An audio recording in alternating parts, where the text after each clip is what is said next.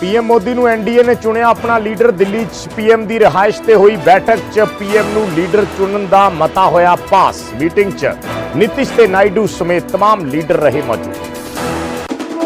केंद्रीय कैबिनेट की सिफारिश से राष्ट्रपति ने भंग की 17वीं लोक सभा। पीएम ने अज ही राष्ट्रपति ਨੂੰ सौंपिया सी अस्तीफा। अगली सरकार के गठन तक बने रहणगे कार्यकारी पीएम। गढ़चोड़ च भी हलचल तेज। दिल्ली च मल्लिकार्जुन खड़गे के घर ते तमाम दलों की बैठक भविख की रणनीति ते चर्चा। पंजाब च शानदार जित हासिल करने से बोली कांग्रेस। सूबे च आम आदमी पार्टी नाल गठजोड़ ना करन दा फैसला रहा सही। लोगों ने आम आदमी पार्टी को नकारा। लोक सभा चोणां च अपने प्रदर्शन से बोली आप क्या पंजाब च साडा वोट शेयर वधिया। 2019 7% की थां इस बार मिले 26% वोट। पंजाब बीजेपी की हार से बोले रवनीत सिंह बिट्टू। क्या किसानों ने बीजेपी उम्मीदवारों को पिंडां च नहीं करन दिता प्रचार, तां करके हारे साडे उम्मीदवार। डिब्रूगढ़ जेल च बंद अमृतपाल सिंह नूं मिले धर्मपत्नी किरणदीप कौर। लोक सभा सीट जितन तो बाद की मुलाकात। करीब 2 लाख वोटां दे फर्क नाल जिते ने अमृतपाल सिंह। खडूर साहिब तो अमृतपाल की जित ते बोले भजन गायक कन्हैया मित्तल। कहा हिंदू नूं सबक लैण दी लोड़। सिखां ने इकट्ठे होकर जिता लिया अमृतपाल। हिंदुओं की वंड करके हार गए अयोध्या। कोर्ट ने खारिज की अरविंद केजरीवाल की जमानत पटीशन। सेहत का हवाला देके मंगी सी 7 दिनों लिए अंतरिम जमानत। कोर्ट ने जेल प्रशासन को केजरीवाल के टेस्ट करवाने दे दिते आदेश। जीरकपुर हाईवे ते वड्डा हादसा। तेज हनेरी करके डिग्या वड्डा फ्लैक्स बोर्ड। हेठा आउण करके कई गड्डियां का होया नुकसान।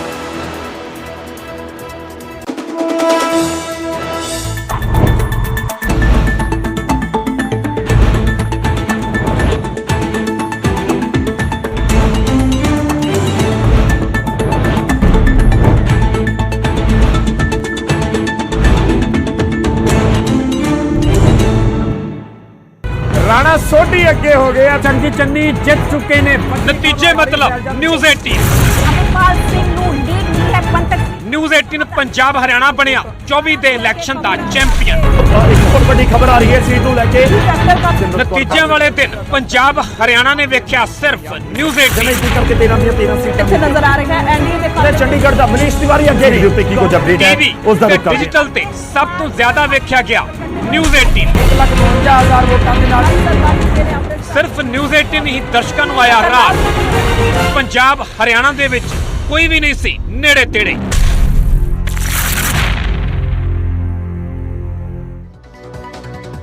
सत श्री अकाल। न्यूज़ 18 पंजाब हरियाणा देख रहे सारे दर्शकों का स्वागत है। मैं हाँ विजयपाल सिंह बराड़। 7 वाली खबरां लैके दर्शकों के सामने हाजिर हाँ। शुरुआत करते हाँ एनडीए की हुई मीटिंग तो। एनडीए की मीटिंग के विच प्रधानमंत्री मोदी नूं आगू चुन लिया गया है। दिल्ली दे विच ये मीटिंग हुई और इस मीटिंग दे विच पीएम नूं आगू चुनिया गया एनडीए का। मीटिंग दे विच पीएम नूं बकायदा लीडर चुनन का मता पास होया। पीएम मोदी की रिहाइश से मीटिंग हुई सी जिस च नीतीश कुमार, चंद्रबाबू नायडू समेत तमाम सहयोगी दल मौजूद रहे सी। नवी सरकार के गठन नूं लैके चर्चा हुई। एनडीए दे कोल सरकार बनाउण दे लई 292 सीटां दा पूर्ण बहुमत है।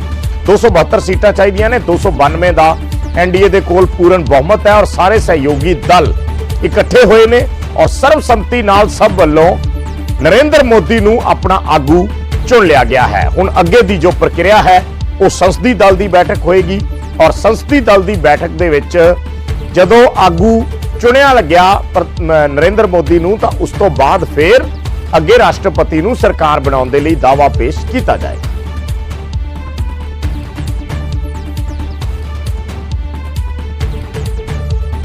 साडे सहयोगी अमित पांडे जुड़े ने होर गलबात दे लई। अमित, वैसे तो प्रोसेस हले थोड़ी लंबी है क्योंकि जे पहला संसदी दल की मीटिंग बुलाई जाएगी और फिर उस दे विच दोबारा जिहड़ा है वो आगू चुनिया जाना है।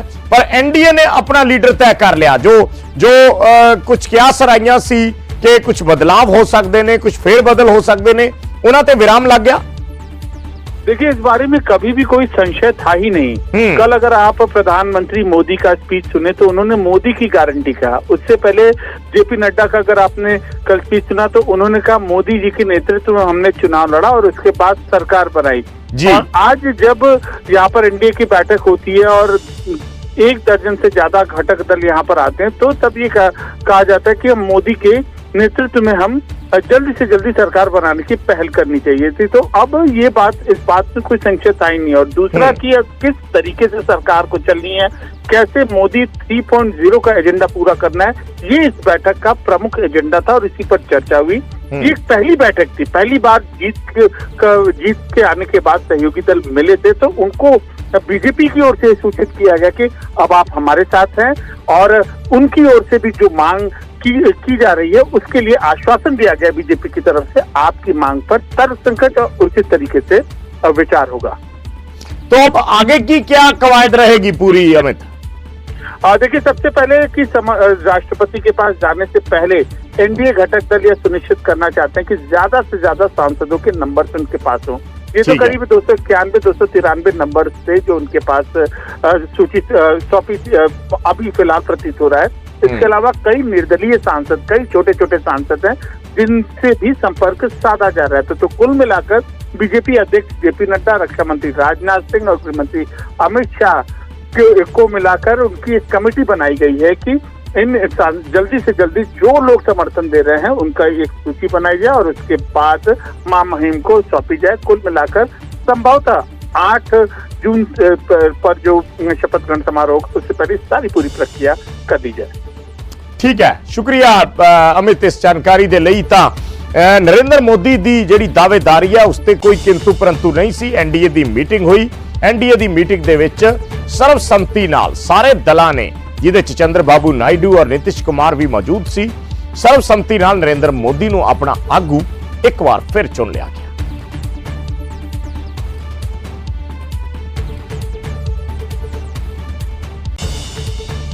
ਤੇ ਉਧਰ ਇੰਡੀਆ ਗਠਜੋੜ ਚ ਵੀ ਹਲਚਲ ਤੇਜ਼ ਹੈ। ਬੈਠਕਾਂ ਦਾ ਦੌਰ ਚੱਲ ਰਿਹਾ ਹੈ। ਦਿੱਲੀ ਚ ਮੱਲਿਕਾ ਅਰਜੁਨ ਖੜਗੇ ਦੇ ਘਰ ਬੈਠਕ ਹੋ ਰਹੀ ਹੈ, ਜਿਸ ਚ ਅਖਿਲੇਸ਼ ਯਾਦਵ, ਤੇਜਸਵੀ ਸਮੇਤ ਸਾਰੇ ਜਿਹੜੇ तमाम दल मौजूद ने। भविख की रणनीति ते चर्चा की जा रही है। इंडिया गठजोड़ के जिन्ने सहयोगी दल सी, आम आदमी पार्टी या होर जिहड़े वख-वख सूबियां दे या जिहड़ियां पार्टियां सी, स्टेट लैवल दीयां पार्टियां सी, उन्हां दे आगू इस मुलाकात दे विच, इस मीटिंग दे विच पहुंचे हुए। हम लोगों की पुरानी मांग रही है जिसका समर्थन नीतीश कुमार जी ने भी किया है, और एक अच्छा मौका है उनको किंगमेकर के रूप में अगर हैं तो कम से कम इतना तो होना चाहिए कि बिहार को विशेष राज्य का दर्जा दिलवाएं और पूरे देश में जाति जनगणना करवाएं, और जो बिहार का आरक्षण बढ़ाया गया 75% उसको शेड्यूल 9 में डाल दें। एक गोल्डन अपॉर्चुनिटी है, और इस बार देखा गया पहली बार नरेंद्र मोदी जी ख़त्म हो चुके हैं, उनका मैजिक ख़त्म हो चुका है, वो बहुमत से काफ़ी दूर हैं। अब उनको जो है बिना उनके 2 बड़े जो सहयोगी हैं, बिना उनके अब सरकार चल नहीं सकती है। तो काफ़ी दबाव जो है हमको लगता है अगर देने पर पावर है, संख्या भारी है, तो बिहार के लिए तो इतना करना ही चाहिए। देखिए, जो आम चुनाव होने के बाद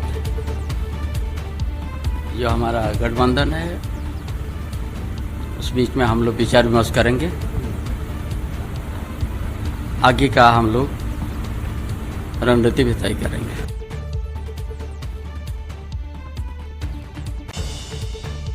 गठबंधन के बाद आज बैठक बुलाई गई है आदरणीय मल्लिकार्जुन खड़गे साहब के घर पे। इंडिया गठबंधन के सभी जो मेंबर पार्टीज हैं उनके नेता पहुंचेंगे। आज जो लोकसभा के नतीजे आए हैं उस पर विस्तार से चर्चा होगी, समीक्षा होगी, और आगे क्या रणनीति के तहत हमारा गठबंधन आगे बढ़ेगा, क्या हमारी अगली स्ट्रैटेजी होगी, उन सारे विषयों पर विस्तार से चर्चा होगी। ਤੇ ਪੰਜਾਬ ਦੇ ਵਿੱਚ 7 ਸੀਟਾਂ ਜਿੱਤਣ ਤੇ ਕਾਂਗਰਸ ਕਾਫੀ ਖੁਸ਼ ਨਜ਼ਰ ਆ ਰਹੀ ਹੈ, ਔਰ ਕਾਂਗਰਸ ਨੇ ਕਿਹਾ ਕਿ ਆਮ ਆਦਮੀ ਪਾਰਟੀ ਨਾਲ ਪੰਜਾਬ 'ਚ ਗੱਠਜੋੜ ਨਾ ਕਰਨ ਦਾ ਫੈਸਲਾ ਸਾਡਾ ਬਿਲਕੁਲ ਠੀਕ ਬੈਠਿਆ। ਕਾਂਗਰਸ ਨੇ ਕਿਹਾ ਕਿ ਲੋਕਾਂ ਨੇ ਆਮ ਆਦਮੀ ਪਾਰਟੀ ਦੇ ਖਿਲਾਫ ਫਤਵਾ ਦਿੱਤਾ ਹੈ, ਔਰ ਉਹਨਾਂ ਕਿਹਾ ਕਿ ਮੁੱਖ ਮੰਤਰੀ ਨੂੰ ਹੁਣ ਨੈਤਿਕਤਾ ਦੇ ਆਧਾਰ ਤੇ ਅਸਤੀਫਾ ਦੇ ਦੇਣਾ ਚਾਹੀਦਾ ਹੈ। ਰਾਜਾ ਵੜਿੰਗ ਨੇ ਕਿਹਾ ਕਿ ਅਕਾਲੀ ਦਲ ਸਿਰਫ ਆਪਣੇ ਇੱਕ ਪਰਿਵਾਰ ਦੀ ਸੀਟ ਹੀ ਜਿੱਤ ਸਕਿਆ ਤੇ ਬੀਜੇਪੀ ਨੂੰ ਇੱਕ ਸੀਟ ਵੀ ਨਹੀਂ ਆਈ। ਉਹਨਾਂ ਕਿਹਾ ਕਿ ਅਯੋਧਿਆ 'ਚ ਵੀ ਕਾਂਗਰਸ ਦੀ ਸਹਿਯੋਗੀ ਪਾਰਟੀ ਨਾਲ ਮਿਲ ਕੇ ਜਿੱਤ ਇੱਕ ਵੱਡੀ ਮਿਸਾਲ ਹੈ। ਬਹੁਤ ਲੋਕਾਂ ਨੂੰ ਧਰਮ ਦੇ ਨਾਮ ਤੇ, ਹਾਲਾਂਕਿ ਅਯੋਧਿਆ ਦੇ ਵਿੱਚ ਮੈਂ ਕਹਿਣਾ ਚਾਹਾਂਗਾ ਬੜੀ ਵੱਡੀ ਬੇਅਦਬੀ ਕੀਤੀ ਅਖੀਰਲੇ ਦਿਨਾਂ ਦੇ ਵਿੱਚ ਬੀਜੇਪੀ ਨੇ ਸ਼੍ਰੀ ਰਾਮ ਭਗਵਾਨ ਜੀ ਦਾ ਜਿਹੜਾ ਝੰਡਾ ਲਾ ਕੇ ਹਰੇਕ ਚੌਂਕ ਚੁਰਾਹੇ ਚਲਾਇਆ, ਫਿਰ ਉਹ ਹਵਾ ਦੇ ਨਾਲ ਉੱਡ ਗਏ। ਕਈ ਉਹ ਮਤਲਬ ਕਿ ਇਸ ਤਰ੍ਹਾਂ ਬੇਅਦਬੀ ਹੋਈ ਜਿਹਦਾ ਮੈਂ ਤੁਹਾਨੂੰ ਬਿਆਨ ਨਹੀਂ ਕਰ ਸਕਦਾ ਕਿ ਇਸ ਤਰ੍ਹਾਂ ਰਾਮ ਜੀ ਦੇ ਫੋਟੋ ਲੱਗੀ ਹੋਵੇ ਸਾਕਸ਼ਾਤ, ਕਿਉਂਕਿ ਅਸੀਂ ਮੰਨਦੇ ਹਾਂ ਜਿੱਥੇ ਕਿਤੇ ਸਾਡੇ ਬਾਬਿਆਂ ਦੀ ਫੋਟੋ ਲੱਗੀ ਹੈ ਉਹਦੇ ਨਾਲ ਉਹ ਬੇਅਦਬੀ ਕੀਤੀ ਗਈ ਹੋਵੇ ਕੇਵਲ ਤੇ ਕੇਵਲ ਆਪਣੀ ਕੁਰਸੀ ਦੇ ਵਾਸਤੇ, ਕੇਵਲ ਤੇ ਕੇਵਲ ਭਗਵਾਨ ਰਾਮ ਦਾ ਨਾਮ ਲੈ ਕੇ ਸੱਤਾ ਸਰਕਾਰ ਚ ਆਉਣ ਵਾਸਤੇ।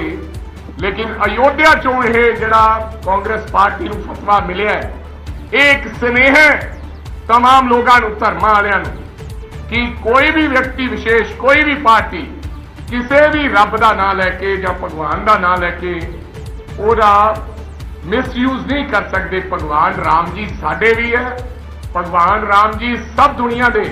ਸੋ ਕੋਈ ਵਿਅਕਤੀ ਵਿਸ਼ੇਸ਼ ਇਹ ਕਵੇ ਕਿ ਭਗਵਾਨ ਮੇਰੇ ਹੈ, ਇਹ ਮੈਨੂੰ ਲੱਗਦਾ ਚੰਗੀ ਗੱਲ ਨਹੀਂ। ਔਰ ਅਯੋਧਿਆ ਚੋਂ ਬੀਜੇਪੀ ਦਾ ਹਾਰ ਜਾਣਾ ਔਰ ਕਾਂਗਰਸ ਪਾਰਟੀ ਦਾ ਜਿੱਤਣਾ, ਇਹ ਆਪਸ ਦੇ ਵਿੱਚ ਬਹੁਤ ਵੱਡੀ ਮਿਸਾਲ ਹੈ। ਇੱਕ ਟੋਟਲ ਫਤਵਾ ਨੈਸ਼ਨਲ ਲੈਵਲ ਤੇ ਨਰਿੰਦਰ ਮੋਦੀ ਦੇ ਖਿਲਾਫ ਹੈ, ਸੂਬੇ ਦੇ ਲੈਵਲ ਤੇ ਆਪ ਦੇ ਖਿਲਾਫ। ਮੈਂ ਸਮਝਦਾ ਗੁਰੂ ਮਹਾਰਾਜ ਸਾਹਿਬ ਦੀ ਅਪਾਰ ਕਿਰਪਾ ਹੋਈ, ਸਾਡੇ ਕੋਲ ਸਹੀ ਇੱਕ ਫੈਸਲਾ ਲਿਆ ਗਿਆ ਜਿਸ ਦੇ ਨਾਲ ਜਿਹੜਾ ਅਸੀਂ ਇਹਨਾਂ ਨਾਲ ਕਿਸੇ ਕਿਸਮ ਦਾ ਰਿਸ਼ਤਾ ਨਹੀਂ ਰੱਖਿਆ। ਲੋਕਾਂ ਨੇ ਡਾਇਰੈਕਟਲੀ ਇਹ ਦੱਸ ਦਿੱਤਾ ਕਿ ਸਾਡੀ ਚੋਇਸ ਕਾਂਗਰਸ। ਠੀਕ ਹੈ, ਸਾਡੇ ਨਾਲ ਥੋੜੀ ਦੇਰ ਵਾਸਤੇ ਅੱਜ ਤੋਂ 2.25 ਸਾਲ ਪਹਿਲੇ ਨਾਰਾਜ਼ਗੀ ਹੋਈ ਸੀ, there were certain reasons, but we have put our house in order. इकट्ठे होकर चले हैं, पंजाब के हर मुद्दे ते लड़े, आंदे टाइम विच भी सेंटर दे नाल भी हर लड़ाई जारी रखांगे जिन्ना चिर पंजाब नूं इंसाफ नहीं मिलता। ਤੇ ਉਧਰ ਲੋਕ ਸਭਾ ਚੋਣਾਂ 'ਚ ਪ੍ਰਦਰਸ਼ਨ ਤੇ ਆਮ ਆਦਮੀ ਪਾਰਟੀ ਦਾ ਵੀ ਬਿਆਨ ਆਇਆ। ਆਮ ਆਦਮੀ ਪਾਰਟੀ ਨੇ ਕਿਹਾ ਕਿ ਪੰਜਾਬ 'ਚ ਸਾਡਾ ਵੋਟ ਸ਼ੇਅਰ ਪਿਛਲੀਆਂ ਲੋਕ ਸਭਾ ਚੋਣਾਂ ਨਾਲੋਂ ਵਧਿਆ ਹੈ। ਉਹਨਾਂ ਕਿਹਾ ਕਿ ਸਾਨੂੰ 3 ਸੀਟਾਂ ਮਿਲੀਆਂ ਤੇ 26% ਵੋਟਾਂ ਮਿਲੀਆਂ ਨੇ। 2019 'ਚ ਸਾਨੂੰ 7% ਵੋਟਾਂ ਤੇ 1 ਸੀਟ ਮਿਲੀ ਸੀ। ਉਹਨਾਂ ਕਿਹਾ ਕਿ ਕੁਰੂਕਸ਼ੇਤਰ ਦੇ ਵਿੱਚ ਸਾਡਾ ਉਮੀਦਵਾਰ ਥੋੜੇ ਮਾਰਜਨ ਨਾਲ ਹਾਰਿਆ। ਅਸੀਂ ਗੱਠਜੋੜ ਧਰਮ ਦੀ ਪਾਲਣਾ ਕੀਤੀ ਤੇ ਮਜ਼ਬੂਤੀ ਨਾਲ ਚੋਣ ਲੜੀ।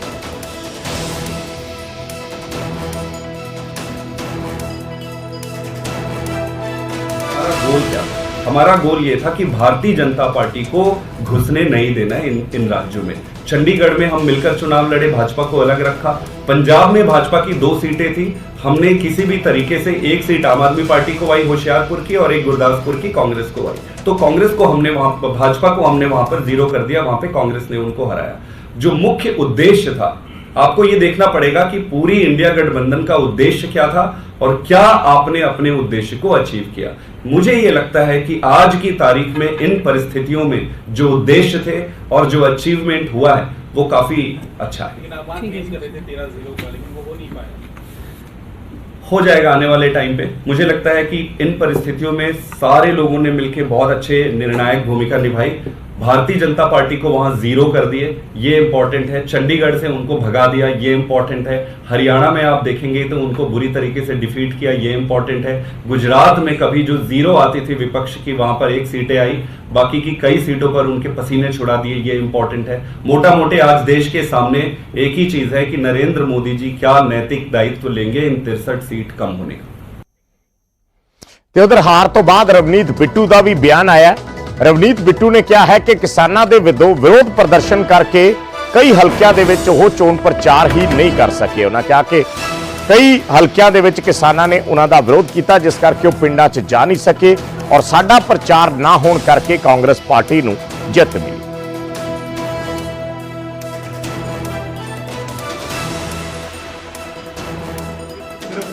ਜਿਹੜੇ ਐਸੇ ਤੱਤ ਸੀ ਜਿਨ੍ਹਾਂ ਨੇ ਪਿੰਡੋਂ ਵੜਨੋਂ ਬੀਜੇਪੀ ਨੂੰ ਰੋਕਿਆ, ਪਿੰਡਾਂ 'ਚ ਸਾਨੂੰ ਕੰਪੇਨ ਕਰਨੋਂ ਰੋਕਿਆ, ਇਹ ਅਸਲੀ ਤਾਂ ਉਹਨਾਂ ਕਰਕੇ ਜਿਹੜੇ ਤਿੰਨੋਂ ਹਲਕੇ ਨੇ ਉਹਦੇ ਕਰਕੇ ਜਿਹੜਾ ਨੁਕਸਾਨ ਬੀਜੇਪੀ ਨੂੰ ਹੋਇਆ, ਕਿਉਂਕਿ ਉਹਨਾਂ ਨੇ ਪਿੰਡਾਂ 'ਚ ਕਿਸੇ ਨੂੰ ਵੜਨ ਨਹੀਂ ਦਿੱਤਾ। ਉਹ ਆਪਣੀਆਂ ਡਾਂਗਾਂ ਕਿਰਪਾਨਾਂ ਲੈ ਕੇ, ਉਹ ਹਰ ਤਰ੍ਹਾਂ ਦਾ ਅਸਲਾ ਲੈ ਕੇ, ਜਿਵੇਂ ਵੀ ਉਹਨਾਂ ਨੇ ਕੀਤਾ ਸਾਰੇ ਕੈਂਡੀਡੇਟਾਂ ਨੂੰ, ਉਹ 3 ਹਲਕਿਆਂ 'ਚ ਹੋਇਆ।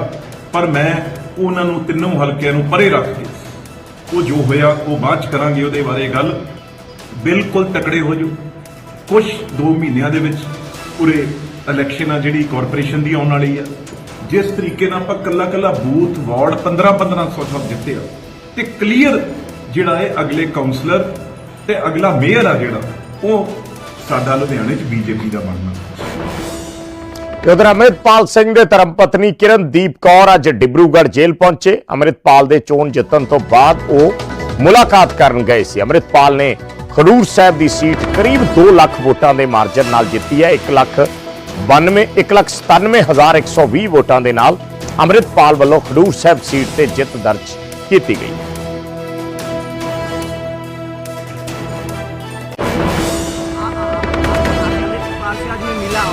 इलेक्शन का बात बताया ऐसे जीता तो उन्होंने क्या कहा? मतलब उन्होंने यही कहा कि मैं तो जो है जो मैं चुनाव लड़ना नहीं चाहता था, मगर चुनाव जनता की मांग पर लड़ा गया क्योंकि सिख संगत की डिमांड थी कि चुनाव लड़ा जाए, तो इसलिए चुनाव लड़ा और सिख पंथ ने उनको बहुत सत्कार और प्यार दिया और उसके लिए वो खालसा पंथ के आभारी हैं। और खालसा पंथ की जो चढ़ती कला है उसके लिए वो काम करते हैं। कौन सा सरकार को? ये तो भाई साहब फैसला करेंगे, ये तो उस समय की राजनीति देख के वो जो उनका सही फैसला है वो लेंगे। ਅੰਮ੍ਰਿਤਪਾਲ ਸਿੰਘ ਦੀ ਜਿੱਤ ਤੋਂ ਬਾਅਦ ਕਨਈਆ ਮਿੱਤਲ ਦਾ ਵੀ ਬਿਆਨ ਆਇਆ ਹੈ। ਕਨਈਆ ਮਿੱਤਲ ਜਿਹੜੇ ਭਜਨ ਗਾਇਕ ਨੇ, ਉਹਨਾਂ ਨੇ ਕਿਹਾ ਹੈ ਕਿ ਹਿੰਦੂਆਂ ਨੂੰ ਸਿੱਖਾਂ ਤੋਂ ਸਿੱਖਣਾ ਚਾਹੀਦਾ ਹੈ। ਉਹਨਾਂ ਕਿਹਾ ਕਿ ਸਿੱਖਾਂ ਨੇ ਇਕੱਠੇ ਹੋ ਕੇ ਮਿਲ ਕੇ ਆਪਣੀ ਕੌਮ ਦੇ ਵਿਅਕਤੀ ਨੂੰ ਅੰਮ੍ਰਿਤਪਾਲ ਸਿੰਘ ਨੂੰ ਜਿਤਾ ਲਿਆ, ਪਰ ਹਿੰਦੂਆਂ ਦੀ ਵੰਡ ਹੋਣ ਕਰਕੇ ਅਸੀਂ ਅਯੋਧਿਆ ਸੀਟ ਹਾਰ ਗਏ। ਉਹਨਾਂ ਕਿਹਾ ਕਿ ਹਿੰਦੂ ਦਾ ਹਿੰਦੂ ਦੁਸ਼ਮਣ ਹੈ, ਜਦਕਿ ਸਿੱਖ ਇਕੱਠੇ ਹੋ ਕੇ ਲੜਦੇ।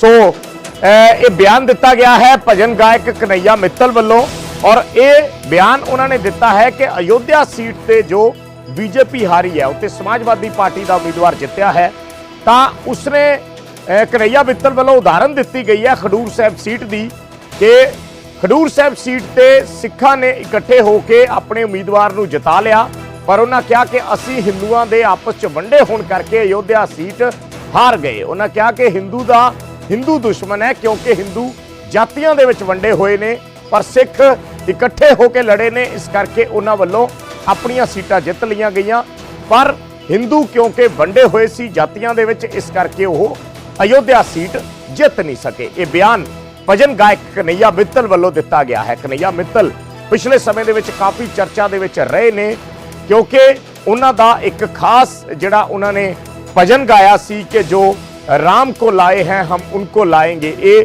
ਅਕਸਰ ਜਿੰਨੇ ਪ੍ਰੋਗਰਾਮ ਹੁੰਦੇ ਨੇ, ਸਮਾਗਮ ਹੁੰਦੇ ਨੇ ਕਨਈਆ ਮਿੱਤਲ ਦੇ, ਉਸ ਦੇ ਵਿੱਚ ਪਿਛਲੇ ਦਿਨਾਂ ਦੇ ਵਿੱਚ ਸੁਣਦਾ ਰਿਹਾ ਔਰ ਕਾਫੀ ਇਸ ਚੀਜ਼ ਨੂੰ ਪ੍ਰਮੋਟ ਵੀ ਕਨਈਆ ਮਿੱਤਲ ਵੱਲੋਂ ਕੀਤਾ ਗਿਆ, ਪਰ ਅਯੋਧਿਆ ਦੇ ਵਿੱਚ ਪਾਰਟੀ ਦੇ ਉਮੀਦਵਾਰ ਨੂੰ, ਬੀਜੇਪੀ ਦੇ ਉਮੀਦਵਾਰ ਨੂੰ ਮਿਲੀ ਹਾਰ ਤੋਂ ਕਨਈਆ ਮਿੱਤਲ ਕਾਫੀ ਨਿਰਾਸ਼ ਨੇ ਔਰ ਉਹਨਾਂ ਵੱਲੋਂ ਖਡੂਰ ਸਾਹਿਬ ਸੀਟ ਦੀ ਉਦਾਹਰਨ ਦਿੱਤੀ ਗਈ ਹੈ, ਸਿੱਖਾਂ ਦੀ ਉਦਾਹਰਨ ਦਿੱਤੀ ਗਈ। खडूर साहब से अमृतपाल साहब कैसे देखते हैं? देखिए, सीखने वाली बात है। जो बात अयोध्या की चल रही है वो खडूर साहब से कंपेयर होती है। कैसे? खडूर साहब में सिखों ने एक होकर वोट दिया और जेल में बैठे आदमी को भी जिता दिया, और अयोध्या में हिंदू एक नहीं हो पाया तो भी मोदी जी हार गए। ये समझने वाली बात है कि जब जब धर्म एक होता है तो जेल में बैठा प्राणी भी बाहर आने की तैयारी कर जाता है, और जब जब हिंदू कटता है तो अन्नामलाई जैसा IPS भी हार जाता है सर। तो ये बहुत बड़ी बात है, हमें सनातनियों को समझना चाहिए। और अमृतपाल जब रहा तो उन्होंने अच्छा काम किया, जो धर्म को जोड़ने की बात करी उन्होंने। मैं तो खुद फैन रहा उनका साहब, लेकिन मैंने हमेशा कहा कि जो धर्म को जोड़ने की बात कर रहा है, अपने धर्म को जोड़ने की बात करना गलत नहीं है। और जिस तरीके से उन्होंने अपने सिखों को एक करने की बात करी, क्रिश्चियनिटी से थोड़ा सा हटके बात करी, मैं खुद उनकी इन बातों पर भरोसा करता हूँ और मानता हूँ। लेकिन जो वो गुरु साहब को लेकर ही चल पड़े तो उसके बहुत सारे एक तरीके हैं, उनके धर्म में व्यवस्था है, तो उसको देखकर कई सिख नाराज थे उनसे। लेकिन अभी जो देखने को आया है, मैं तो सल्यूट करता हूँ सिखों को कि उन्होंने मिलके अपने आप को साबित किया है कि जब सिक्खी एक होती है तो फिर कुछ भी गजब हो सकता है। ਉਧਰ ਹਾਰ ਤੋਂ ਬਾਅਦ ਦਿਨੇਸ਼ ਬੱਬੂ ਦਾ ਵੀ ਬਿਆਨ ਆਇਆ ਹੈ। ਗੁਰਦਾਸਪੁਰ ਤੋਂ ਬੀਜੇਪੀ ਉਮੀਦਵਾਰ ਸਨ ਦਿਨੇਸ਼ ਬੱਬੂ, ਜੋ ਸੁਖੀ ਰੰਧਾਵਾ ਦੇ ਹੱਥੋਂ ਹਾਰ ਗਏ। ਉਹਨਾਂ ਕਿਹਾ ਕਿ ਇਸ ਵਾਰ ਬੀਜੇਪੀ ਦਾ ਵੋਟ ਸ਼ੇਅਰ ਵਧਿਆ ਹੈ ਔਰ ਪਾਰਟੀ ਦੀ ਸਥਿਤੀ ਪਹਿਲਾਂ ਨਾਲੋਂ ਬਿਹਤਰ ਹੋਈ ਹੈ। ਉਹਨਾਂ ਕਿਹਾ ਕਿ ਪਠਾਨਕੋਟ 'ਚ ਆਮ ਆਦਮੀ ਪਾਰਟੀ ਦਾ ਮਿਨਿਸਟਰ ਤੀਸਰੇ ਨੰਬਰ ਤੇ ਹੈ।